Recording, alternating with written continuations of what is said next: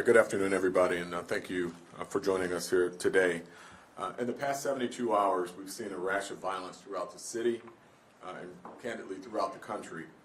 Reports indicate that there were at least 8 mass shootings this weekend throughout this country.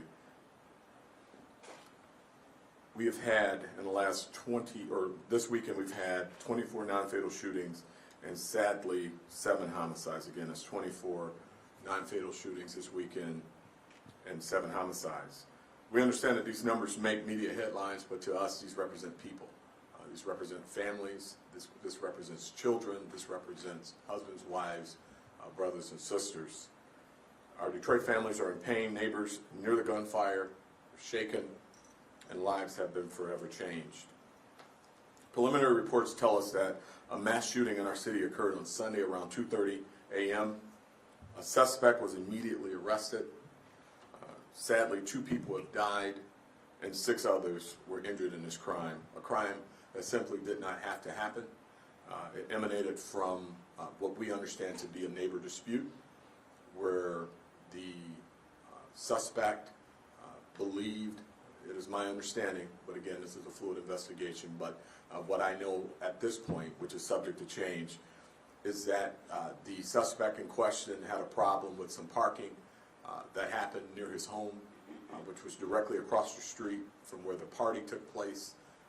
Instead of contacting the police department, instead of notifying the NPOs, which we have to handle such matters, he decided to take matters into his own hands, engaging them and ultimately shooting up the home, striking our 8 victims, and again, 2 of them have sadly deceased.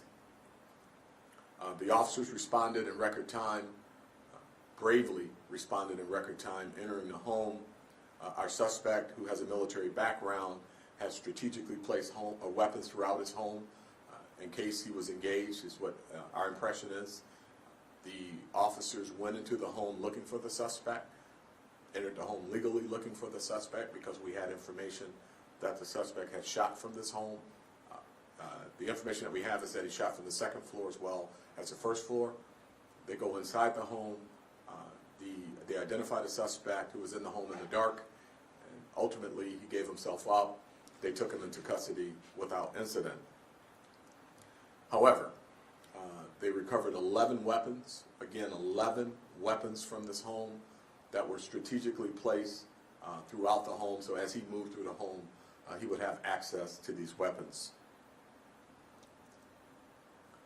Less than 24 hours ago, 2 14-year-old girls were shot while at a birthday party on the 8600 block of Penrod. Our preliminary reports say that gunfire erupted from a silver vehicle. We believe this incident to be a drive-by shooting.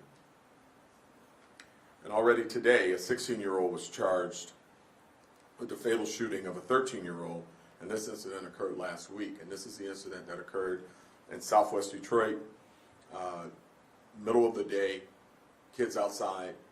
And our understanding in this investigation is that this all started from a cell phone that was perhaps stolen, and a car full of young people decided that they would go to this location. They saw the victim, 13 years old, out front. Someone in that vehicle, we believe to be the driver, fired a shot, striking the victim, and senselessly he was murdered on the streets in the middle of the day in the summer over a cell phone. Let me be clear, our officers are doing their job. They're doing an amazing job, but it's not enough just to do the job. They're getting the people off the street, they're making the arrests, and I'm confident that the men and women are working diligently and hard for all of us, keeping all of us safe. You safe, me safe, this community safe. But the message isn't how hard the officers are working. The message is we need to do more. And I'm very thankful to see City Council President Mayor Sheffield here with us today and all of our other partners, because that's what this message is going to be about today, is doing more, working with our partnerships, because no one needs to live like this. Our community deserves better, and we must do better as a community for our own safety and for each other's safety. But at this time, I'm going to call Commander McGinnis up to update us on the latest information that we have in some of these homicide investigations. Commander. Thank you, Chief. Talking about the 11,600 block of coil, as the chief mentioned, there was a birthday party across the street from the suspect's home.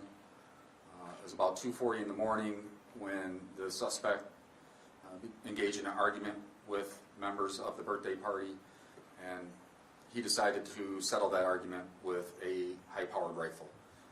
Fired multiple rounds at our victims. We had 8 people struck in total.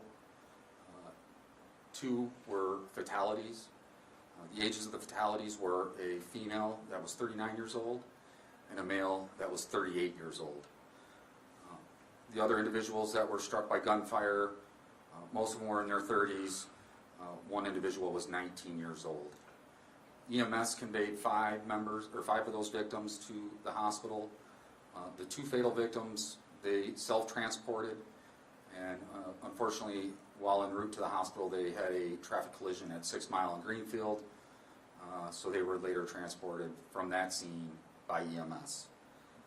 I really want to take this time to thank the homicide team. They've been incredibly busy.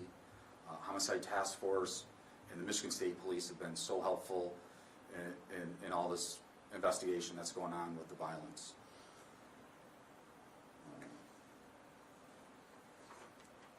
That suspect is in custody, and we have consulted with Wayne County Prosecutor's Office.